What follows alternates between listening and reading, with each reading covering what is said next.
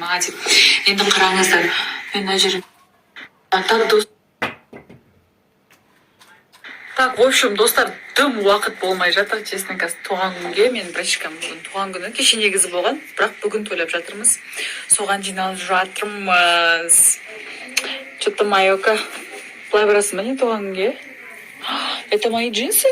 Да. Это мои джинсы? Да, теперь они мои. Вот. Слушай, сестренкаларыңыз осындай ма? Айока, сен маған киім алдырмадың ғой? Вот это, мынау үсті бар ғой, мынау негізі менікі ғой. Сестренкам алып кеткен ғой. Мына джинсы тоже мои. Мен сестренкамның гардеробынан алдым.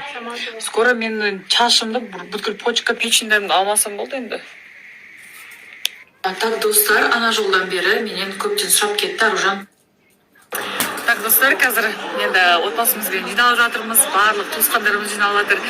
И бұйырса біз Талдықорғанда енді бір күн қалатын болдық, сондықтан сіздерге бір опросник қалдырғым келіп тұр. Хотите ли вы со мной поближе познакомиться? Енді көбісі мына жақтан жиналдық, толықтай Аружанның кім екенін, до этого бір балаяққа дейін тұрмысқа шықпай тұрып, немен айналысқанын көбісі білмейді. Ал Талдықорған менің туған жерім, одан кейін Кировск деген Балқби деген ауылда өскен болатын. Если хотите, мы завтра можем все вам показать. Маған да өзіме қызық, сіздерге де қызық бола ма деген опросник қалдырайын.